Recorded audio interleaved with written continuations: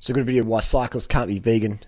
Just doing a bit of cleaning the house, but you can see the lean physique. You see the abs I've shown you a zillion times. There's some pussy in the background. What pussy is that? Schnitzel. He's just some tidying up here, getting some bike stuff, moving around. But anyway, I've got a question here. Why vegans can't cycle? Why cyclists need to eat meat? I was just talking to my bro. He said you should do an experiment where you time trial up climbs and you eat meats and high quality fats for 4 weeks, and you track the performance. And so that's a very well meaning, intended suggestion there by my bro, oldest brother Jason there, who is 10 years my senior, and I could get him. He's 52 this year. So I'm 42 this year. So we're 10 years apart. So I could get. I said to him, I could get you in the best shape you've ever been in your life. I'll get him fitter than he was ever, in 6 months, and he's age 52. He'd have to give up the cigarettes and the egg and bacon and stuff like that, but he won't do that. But that's the confidence that I have there. So I've trained so many people, thousands of people since 1996, and I can honestly speak with utmost confidence. This isn't like we can talk about animal rights. We saw a lot of stuff in Melbourne going on recently, the protests and stuff. I'll do a video about that. So we can talk about ethics, we can talk about the environment, we can talk about karma, and we can talk about all sorts of things. We can talk about health, we can talk about weight loss. But in terms of pure performance, if you're a cyclist or a runner, a vegan diet is going to give you much, much better results. Even if you're a steroid-using bodybuilder, you're still going to have better results as a vegan. You have better health. You won't have to take as many drugs to lose weight, or I don't think you even have to take any drugs to lose weight. If you're a high carb, low fat vegan, pumping the same amount of steroids as these bodybuilders all take, which is fine, it's just the industry, you'll get better results. You'll have better health, you'll have better skin, you'll smell better, everything will be better relative to what it would be otherwise. So there's not one nutrient in animal products that increases human performance. There hasn't been. I've never ever seen it. It's not that I've never seen it. It's just it's not there. It's just not there. It's like the bicycle that can fly across the Antarctic. It's just not there. Unless the bike's parked in the hull of an airline carrier. So there's this.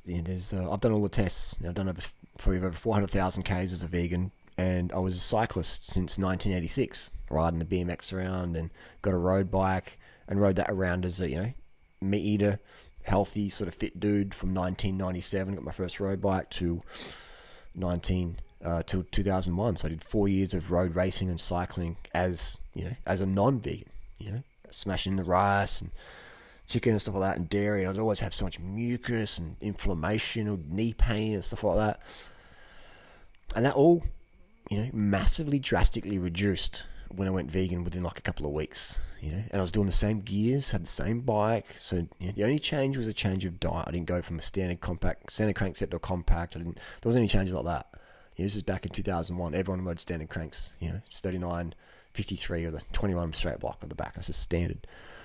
And so I just noticed, easier breathing, and better digestion, a flatter stomach in the morning, less bloating, less inflammation. My knees weren't as achy. So all these things just instantly. And I've noticed all these things when I'm coaching someone who's a brand new newbie. You notice it in my girlfriends over the years. They all come to cycling. I'm their gateway to cycling, introduction, and then just performance levels just insane levels, like national level. Within even Natasha now, her fitness is just cranking right up there. So it's like, it's just it's plant foods. They let the body do its thing.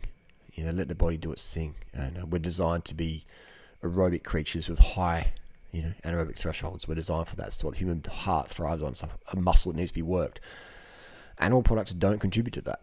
They decrease cardio performance. Simple as that. And so when you understand how the human body works, and you go, okay, there is zero need for animal products. And if someone doesn't want to be a vegan, fair enough. But the less animal products they eat, the better health. Let's not talk about health. Let's not talk about ethics. Let's not talk about environment. Let's not talk about money or anything like that. Let's talk about purely performance. The less animal products someone eats, the better performance they'll have relative to what they would otherwise. Simple as that. It's just, if you're eating 3,000 calories a day and you're athlete training, and you're doing, a bit more fat and a bit more animal protein. And if you cut those things out, the animal fat, animal protein, replace it with plants, same macros, you'll have better performance. Why? Because what's the mechanism behind that? Is you'll have less inflammation from the metabolic waste products found in the animal products. You'll have less heterocyclic amines and benzopyrenes. You would have less advanced glycating end products, AGEs, which are found heavily in meat and dairy, etc. You have all these less of these things, less of these toxic things that your liver and kidney has to process. So your kidneys can produce more EPO, and your liver can chemically filter and process things better. Your own metabolic waste products from training, and you have better recovery. That's what I noticed. Is just the recovery level is a lot better because one, we have less inflammation. Our CRP, our C-reactive protein level goes down. Our ESR levels in the blood go down. Blood volume generally goes up because we're better hydrated. I'm not sure why, but we just get better hydrated when we eat a high carb lifestyle. Actually, we do know why. We know that carbs get stored in water, so you have better blood volume, better hydration.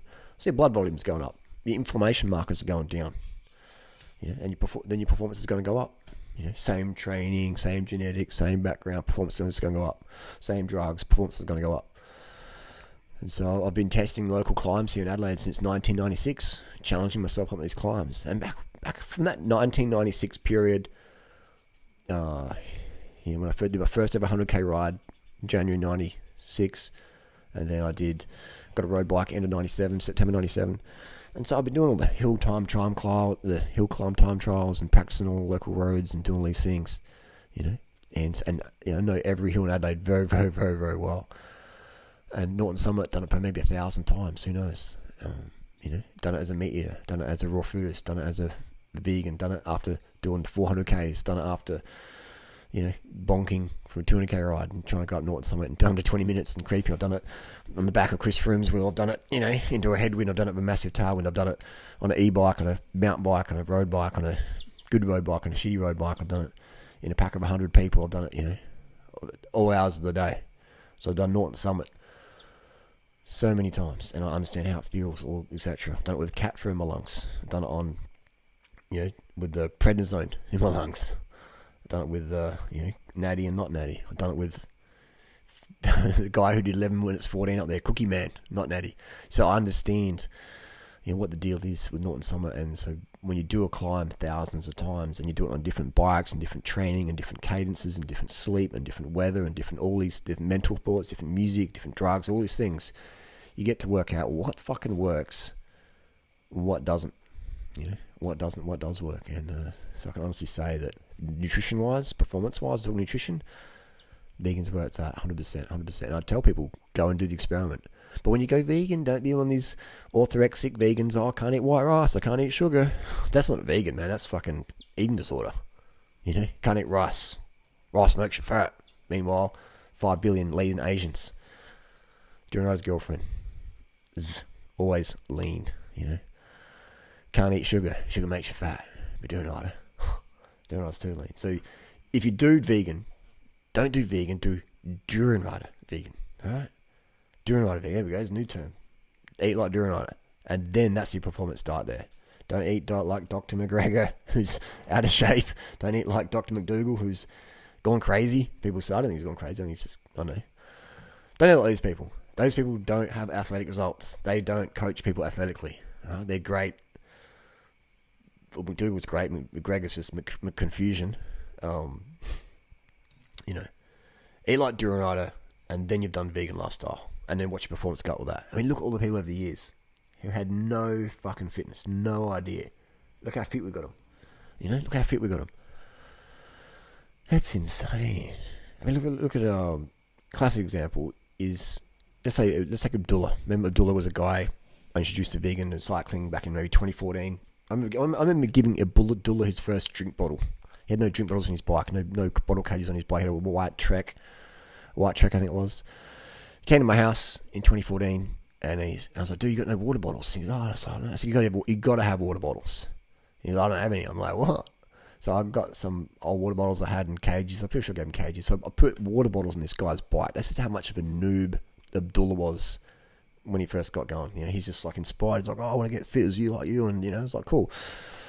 And helped him come up with the channel like Glucose Network. So this is an example of me creating reality for people, creating an environment for people. So then Abdullah with water bottles on his bike, started to, get pretty fit pretty quick because he's a guy who likes to really go in strong. Just personality-wise, natty or not, just personality-wise. So he did that, and he started climbing pretty good for a heavy sort of dude.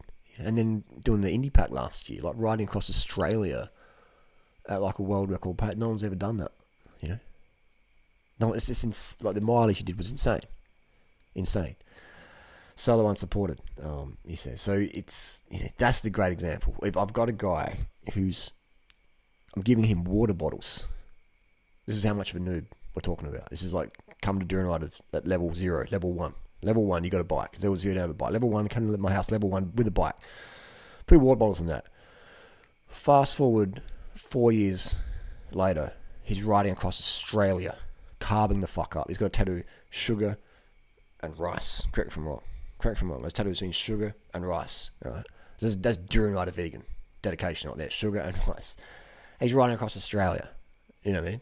At a rate that's like, what? I remember even saying, I was like, as much Abdullah is pretty good for one day, he won't be able to emotionally make the whole trip. He did. He crushed it. So that's an example like that. I could tell you so many stories, even Banana Girl, freely. I remember we did a run in 2007, and I was like, Freely's a lovely girl, but I can't train this slow, man. Like, she's just so out of shape. She's a fitness instructor at Fitness First Randwick. It's a big deal, Fitness instructor, fitness first. It's a big term gym. But her cardio was just so poor. And I was like, how do you be a fitness instructor with such poor cardio? And so we'd go for jogs, and I'd be like, oh man, I'm not used to running this slow. And but I was like, okay, it's fine. I'll train freely to become a good runner. And eventually, she was running sub 20 minutes with not much training at all. That's sub 20 minutes is fucking impressive, man. There's not many women out there you'll meet who can run sub 20. It's a long way off the world record, for sure. But there's not many women out there who run sub 20, and no stims as well. No drugs, no stims, just full natty. That's pretty impressive, And in her late 30s doing that time, that's pretty impressive. So that's what we're talking about. And even at cycling level, Banana Girl was like, she had Olympic level power. She could definitely be a professional level rider, She obviously wasn't interested, that's fine. But I did some rides with her, and when she got fired up, when she wanted to lay down the gas, definitely. Salsiet was saying with Natasha, she definitely got that as well. That's the power of carbohydrates and not having all this obstruction from the meat and dairy and stuff like that. And that's one thing I noticed when I went full vegan. You definitely feel lighter in the gut. And I mean, Durianrider vegan, not 10 bags of cashew, which is we've all done at some point on our vegan journey. Even 10-story Tory, her fitness in a year. So and all the people who come to my festival, look at the Strava leaderboard on Doisetep. Look at the times people have done. There's one guy, Charlie. Charlie came to Adelaide 2017. Was it 2017? 2018. And, this kid, 19-year-old, whatever, from England. He doesn't look super fit. He's sort of like, he's got a little bit of puppy fat. He's very young, just, healthy, normal-looking kid. Came out there in Adelaide, and he was pretty good. I'd still flog him up the hills and stuff, but he was definitely pretty good. But his performance level in just a couple of months was very, very impressive. And he wasn't doping or taking any drugs. Full natty. And so, and he even had I think it's his first ever road bike, was his giant TCR. He even had the plastic thing on the back hub. You know what I mean? Like, he was such a noob, he had the plastic chain cassette protector thing on the back, And coming out training with us and the pros and stuff like that during 2 Down Under and loving it, having a good time. And then you go up Doisetep with the Paul men's wheel, and just doing like a ripper time, like 27 or 20 minutes, whatever, 29 or whatever it was up there, faster than me. Faster than me. So that's another example. If performance benefits there, very, very short amount of time. Another one would be a guy, Alex, from originally from Russia, moved to Sweden. I remember the first time we met, I think it was 2014. His fitness was so poor. He was so poor. I remember we're going to ride like an 80k ride, and I think I said to him, "Don't come with us because he might get stranded out there and not get back." That's how poor his fitness was, and now he's crushing it on the bike. So in just a couple of years, so that's the testimony there. And I don't know anyone out there in cycling who gets noobs to where they're at now. I don't know anyone, and that's not to me be arrogant or whatever. That's just I just don't know any coach out there. I know plenty of Olympic level cycling coaches who get national level people up to better level. A lot of that involves doping. A lot of that involves doping, and that's fair enough. That's that sort of industry. I get that. Not against that. I understand that. That's money. I don't go with the money, so I don't do the professional. So I do more of the fitness, health, personal weight loss side, where we get to people with a certain level where we don't need to. They're not drug induced results. To ride up Norton Summit in 14 minutes as a female, you don't need to dope to do that. There's plenty who do, but you don't need to. To go up to a step in like 28 minutes or whatever, you can do that naturally. To ride across, Australia in crazy amount of time. If you've got a hard head or carved up, you can do that. So, but it's just really, it's really, really interesting to see all those improvements there. So we see that, we see so many athletes out there getting busted for performance enhancing drugs in the UFC, in cycling, in soccer, and swimming. And I've taken, as well documented in my many videos, I've taken my little steroid experiments and stuff like that, and done those experiments. And I can honestly say that as a cyclist and runner, those things don't really do much. I'd say that the strongest drug I ever took was prednisone. That was definitely the strongest one I ever took in terms of like clear breathing, just you can breathe. I had some asthma, cat fur allergies, which I've got rid of now with echinacea and vitamin C. But I did take prednisone a few weeks ago, just because I was desperate. And I did a bit of research about it, and I was curious about it because Galen Rupp apparently takes prednisone. And so I was like, okay, I want to try out what the deal is. Now I understand why those guys and girls take prednisone, because you can breathe like a motherfucker on that. So if you have any allergies, you can breathe all of a sudden at a better level. So I said that's definitely more powerful than any anabolic I ever took as a cyclist or a runner. But I said the most powerful is definitely sugar, because you can be bonking on a run or a ride. You could be on your bike doing 100 watts, just creeping. Can't push more than 150 watts, whatever. Then have a big sugar drink, 100 grams of sugar, and then bang. You back up to 300 watts within a few minutes.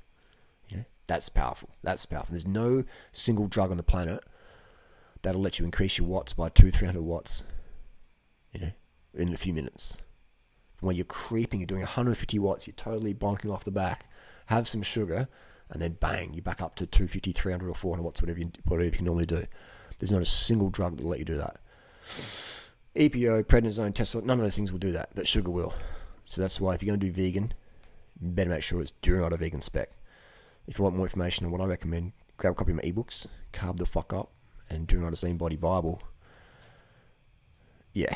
And, if you want more, check out my coaching group as well on Facebook. Go to Durianrider.com. All the information's there. Watch some of my videos. Watch more of my videos. But if you want a consolidated information pack, go to Durianrider.com. Get on the program. And, So, tip of the hat to my brother for Jason for,